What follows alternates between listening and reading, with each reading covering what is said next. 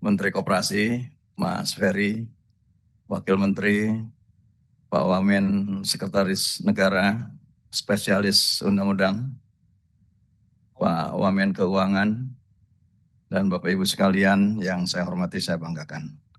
Pertama, saya kira kami menyambut baik dibahasnya Undang-Undang Perkoperasian.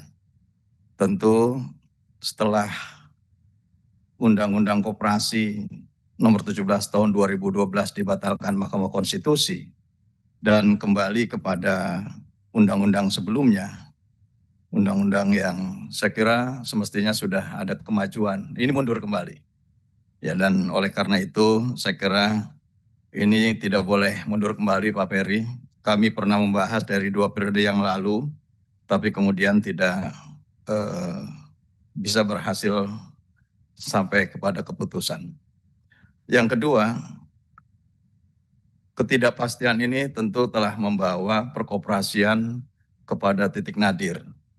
Bahkan pelanggaran pelaksanaan perkoperasian ini juga terus berlangsung.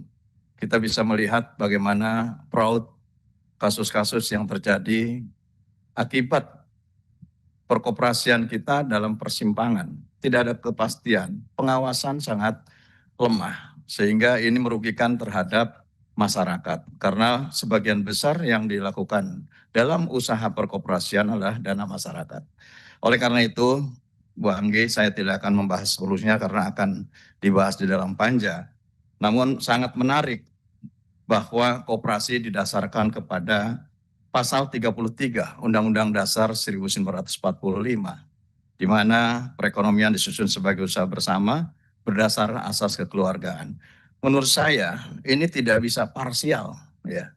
Jadi kalau kita mau berbicara pasal 33 berkaitan dengan eksistensi membangun perkoperasian nasional kita, semestinya juga ini berkaitan erat dengan pasal 2, 3, dan 4. Artinya bahwa perkoperasian harus masuk dalam prioritas pengusahaan terhadap cabang-cabang produksi yang penting bagi negara dan menyangkut hajat hidup orang banyak. Juga perkoperasian juga harus masuk di dalam pengelolaan bumi dan air dan kekayaan alam yang terkandung di dalamnya karena dikuasai oleh negara. Kemudian juga ya masuk dalam sistem perekonomian nasional.